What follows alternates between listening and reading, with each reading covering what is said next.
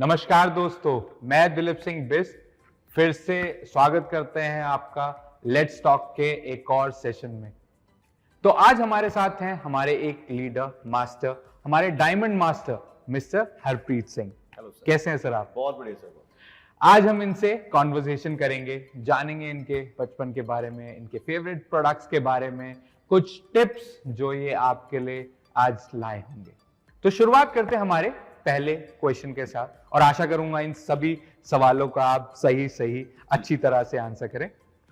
तो हमारा पहला क्वेश्चन है मिस्टर हरप्रीत से कि आपका बचपन कैसा था, आपकी फैमिली में कौन कौन है, आपने एज अ एजुकेशन क्या क्या किया है, और अगर आप हमें अपना बायो बताना चाहें ब्रीफ में। जी सर, जैसे मेरा नाम हरप्रीत सिंह है और मैं पंजाब के एक छोटे से गांव से रहने वाला हूं। और बचपन की बात करूं तो एक नॉर्मल लाइफ जैसे होती है। डैड मेरे इलेक्ट्रिकल इंजीनियर हैं, लेकिन मेरा जो जन्म है और मेरी पढ़ाई लिखाई है वो सारी गांव में हुई है। और मैं अंडर ग्रेजुएट हूँ, +2 तक मैंने स्टडी की है। अच्छा, ग्रेट। और उसके बाद भी आप सक्सेसफुल हैं। तो हमारा एटमी के बारे में आपको कैसे पता चला, आपको एटमी में कैसे इंट्रोड्यूस किया? जी,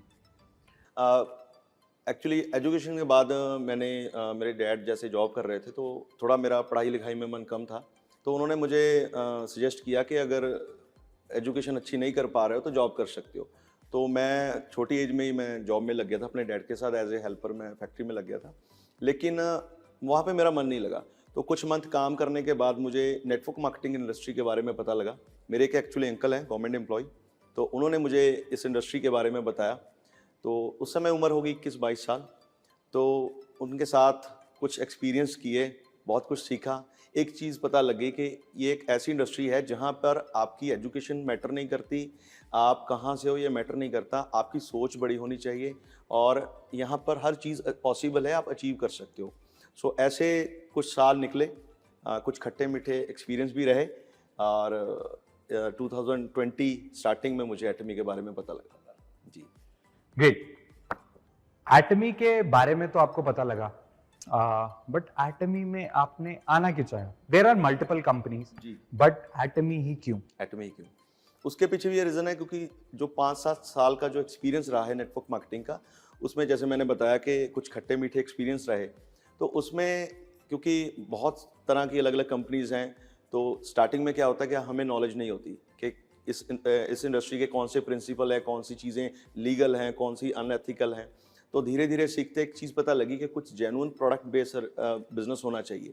तो उसकी तलाश 2018 से चल रही थी कि कुछ ऐसा हो जो स्टेबल हो, ग्लोबल हो, क्योंकि नेटवर्क मार्केटिंग में कोई भी लिमिट नहीं है। तो ये चीज़ मैं समझ चुका था कि जो बिज़नेस है वो एक गाँव, एक शहर या एक इंडिया तक नहीं, वो आप ग्लोबली भी इसको लेके जा सकते हो।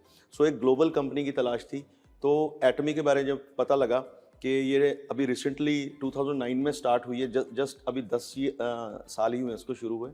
तो इसके सिस्टम को देखा, जिन्होंने मुझे बताया उनसे कुछ प्रोडक्ट्स के बारे में नॉलेज ली और सबसे खूबसूरत चीज़ ये लगी कि इसका जो कंपनसेशन प्लान है वो इतने बढ़िया तरीके से डिज़ाइन है कि वो हर एक को इक्वल अपॉर्चुनिटी देता है।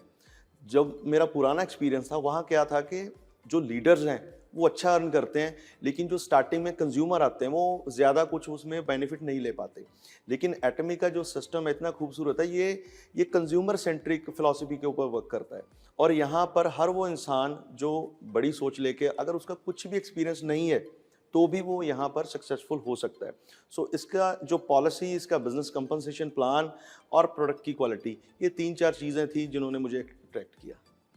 जैसे मैं आपसे पहले भी एक कॉन्वर्सेशन कर रहा था, तो मैं चाहूँगा कि आप अपने हमारे व्यूअर्स को वो चीज़ बताएं कि आपने जब बोला कि एक सिस्टम में आने के बाद अधिकतर लोग ये समझते हैं कि अगर उनकी आईडी पहले लगी हो जी, तो ही वो सक्सेसफुल हो सकते हैं, बट हमारी एक कॉन्वर्सेशन पहले हो रही थी, जी। तो मैं व्यूअर्स को बताना चाहूँगा कि आपको भी ऐसा लगता है या नहीं, तो आप वो बताएं। देखिए, हर चीज़ जब वो समय निकल जाता है तब उस निकलने के बाद ही उस चीज़ का रिजल्ट जब आपके सामने आता है ना।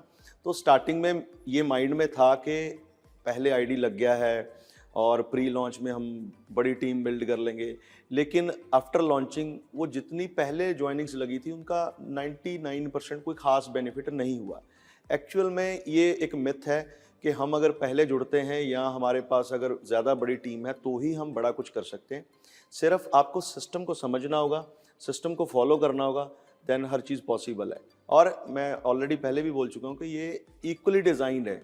मुझे लगता है आज से 10 साल बाद भी अगर कोई एटमी में आएगा तो वो बहुत अच्छी तरह से सक्सेसफुल हो सकता है, ग्रो हो सकता है। Great, thank you. तो जैसे आपने जाना कि कभी भी आप अगर आज भी if you come into this system, so आप 2 महीने 3 महीने आगे आने वाले कुछ सालों में यू कैन बिकम सक्सेसफुल। ये तो हुई हमारे प्लान प्रोफाइल की बात की कैसी क्या क्या खूबसूरती है। उसके बाद आते हैं हम प्रोडक्ट पे। तो आपका फेवरेट प्रोडक्ट क्या है? मेरे बहुत सारे फेवरेट प्रोडक्ट्स हैं बिकॉज जब सारे व्यूअर्स को पता ही है कि लॉन्चिंग के समय स्किन केयर का प्रोडक्ट की रेंज ज़्यादा थी।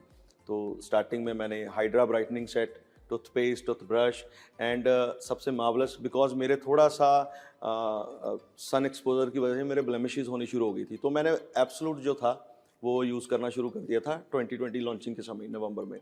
तो 80% जो ब्लेमिशेस हैं वो कम हुई हैं और मैं बहुत सेटिस्फाई और पूरे कॉन्फिडेंस से उसको टीम के अंदर प्रमोट कर रहे हैं। बाकी अभी रिसेंटली अभी बात करूं तो हम vegetarian omega 3 and pomegranate beauty. Great, these are really nice products. मैंने अधिकतर आपके बारे में सुना है कि आप ने एक प्लान बना रखा है, वीकली आपका प्लान है कि आप मीटिंग्स लेते हैं, क्योंकि हम एटमी एजुकेशन सिस्टम में बिलीव करता और आई थिंक सो आप भी उसी के साथ सहमत हैं। तो आपका वो जो वीकली प्लान है जैसे आप बता रहे थे, वो वीकली प्लान में आप क्या क्या रखते हैं, जो ट्रेनिंग रखते हैं? देखिए एक्चुअली मैं पहले तो थैंक्स करूंगा कि आज का जो सिस्टम है, टेक्नोलॉजी है, हर चीज़ ऑनलाइन है। पहले हम जब काम करते थे हमें माइल्स तक ट्रैवल करना पड़ता था कहीं अलग अलग गाँव शहरों में जाने के लिए, और ऑनलाइन एजुकेशन और ऑनलाइन ट्रेनिंग्स, ये जूम, वेबएक्स, इनकी वजह से बहुत सारा नया एक्सपीरियंस आया। तो लॉन्चिंग से पहले ही हमने वेबएक्स और जूम की वजह से अपनी टीम के साथ अट्रैक्शन करनी शुरू कर दी थी। तो वो लॉन्चिंग होने तक हमें एक्सपीरियंस हो गया था कि कौन सी चीज़ों को करना है, क्या गलत कर रहे हैं, क्या सही कर रहे हैं, किन चीज़ों को इम्प्रूव करना है। सो हमने अपना एक वीकली शेड्यूल बनाया हुआ है जिसमें हम डे वाइज अपना सेटअप रखा हुआ है कि एक दिन हम बिजनेस कंपनसेशन, वाई एटमी या एटमी क्या है, सेकेंड एटमी के प्रोडक्ट्स के बारे में, देन उसका बिजनेस प्लान, फिर उसके बाद एक्सपीरियंस शेयरिंग। जितने भी ऑलरेडी हमारे साथ जुड़ चुके लोग हैं, ऑलरेडी यहाँ कंज्यूमर है, तो उस एक्सपीरियंस शेयर में हम उनको इनवाइट करते हैं कि वो अपना प्रोडक्ट का जो एक्सपीरियंस शेयर करें।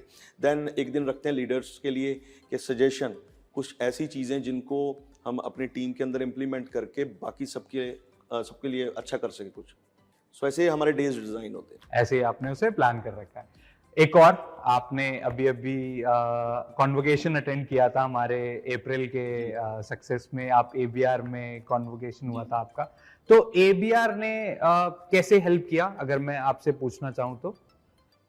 मेरे लिए एबीआर का कोर्स बहुत मतलब मैं उसके लिए शब्द नहीं है, मेरे लिए एक बहुत अच्छा एक्सपीरियंस रहा। बिकॉज मैंने जैसे स्टार्टिंग में बताया कि मैं ज़्यादा हायर एजुकेशन नहीं ले पाया और कहीं ना कहीं मन में था कि कुछ कोर्स, डिप्लोमा या डिग्री काश मैं भी किया होता ना।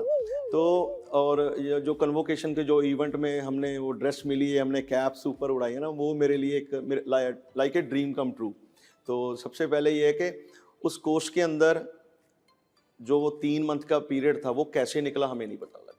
बहुत सारी चीज़ें सीखने को मिली, ऑलरेडी हम कर रहे थे लेकिन उसको एक प्रॉपर प्लान और डायरेक्शन मिली। जैसे मैं बात करूँ इवेंट में, आपने भी उस कोर्स के अंदर बहुत सारी हमारी क्लासेस ली जिसमें हमें जैसे कैनवा कैसे यूज़ करना है, हम जब भी कोई मीटिंग, किसी प्रोडक्ट के बारे में बात करनी है, किसी चीज़ को प्रमोट करना है, तो एडवर्टाइजमेंट का बहुत बड़ा रोल होता है।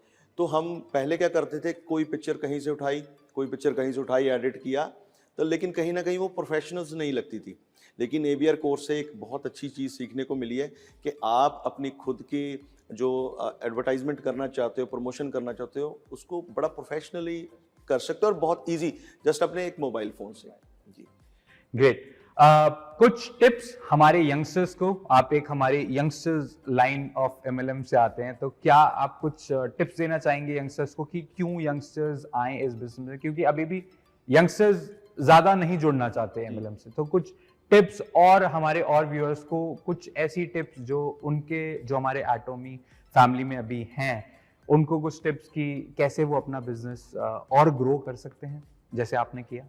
जी, देखिए सबसे पहले है कि हमारा ना बिलीफ लेवल स्ट्रांग होना चाहिए। ये देने का बिज़नेस है, जहाँ तक मैं समझ पाता हूँ कि ये बिज़नेस देने का है, लेने का नहीं है। जब तक आपका थॉट प्रोसेस सिर्फ हम अपने लिए सोचते हैं कि हम मेरा लेवल ये क्वालिफ़ाई हो जाए, तब तक मैं ये बन जाऊँ, मैं शेरॉन रोल्स क्वालिफ़ाई कर जाऊँ, तो तब तक ये चीज़ें पॉसिबल नहीं है। लेकिन जब आप नीचे टीम के लिए सोचते हो, है ना? बिकॉज़ देखिए अभी जैसे आपने यंगस्टर की बात की है, जो यंगस्टर है उनके पास कोई इनकम सोर्स नहीं होता, तो नो डाउट ये क्लियर है कि वो फाइनेंशियली या तो पेरेंट्स पे डिपेंड है, तो उनको एक तरह की सपोर्ट चाहिए। तो हमें सबसे पहले एक ऐसा कल्चर डेवलप करना है जिनमें नए यंगस्टर बच्चों को हम कुछ सपोर्ट दिखाएं, उनको एक अच्छा एथिकल वे के साथ उनको इस सिस्टम के अंदर लेके आएँ।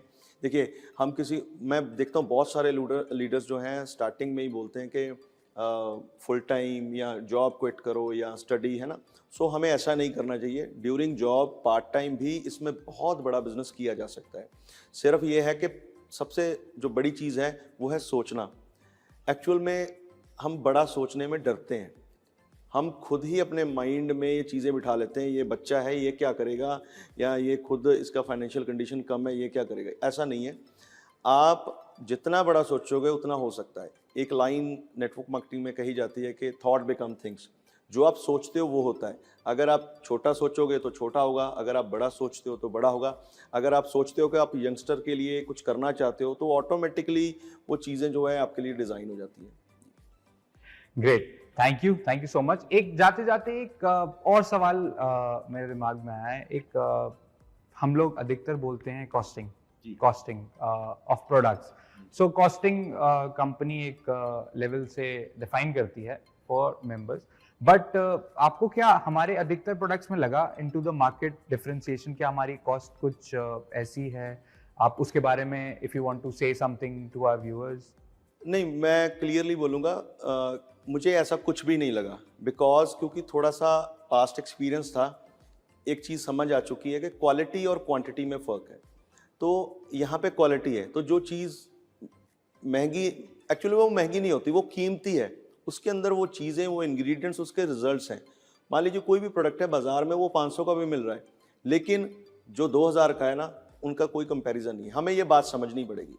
अभी बहुत सारे लोग हैं, ये लंबी डिस्कशन का चैप्टर बन जाता है। एक इंसान मारुति रन कर रहा है 4 सीटर, एक इंसान मर्सिडीज़ रन कर रहा है। अब बैठते 4 लोग ही हैं, है ना? तो हो सकता है उसका थॉट प्रोसेस छोटा, उसको लगेगा ठीक है ट्रैवल ही करना है, मारुति ही ठीक है ना। लेकिन मर्सिडीज़ वाले को पता है कि उसमें क्या फैसिलिटीज़ हैं, वो चाहे 500 किलोमीटर की ड्राइव करके आता है तो भी वो थकावट नहीं होती है ना।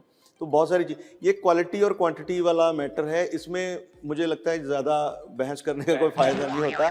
सो जो लोग समझते हैं वो अपने आप आ जाएंगे, हमें ज़्यादा एफर्ट्स करने की ज़रूरत नहीं। हमारा काम है कि जस्ट इसको शेयर करें, मैक्सिमम शेयर करें। जिसको अच्छा लगेगा वो अपने आप ही फॉलो करेगा, डुप्लीकेट करेगा और इस सिस्टम का पार्ट बन के इसको बहुत आगे लेके जाएगा। Great, thank you so much. तो ये थे हम, इसी के साथ हम आज के सवाल जवाब का अंत करेंगे, और हम थे इन कॉन्वर्जेशन विद हमारे diamond master mister Harpreet Singh. Thank you for joining in, और ऐसे ही सेशंस हम लाते रहेंगे आपके लिए लेट्स टॉक के, और इन कॉन्वर्जेशंस हमारे और मास्टर्स, हमारे और एजुकेशन लीडर्स के साथ। Thank you so much.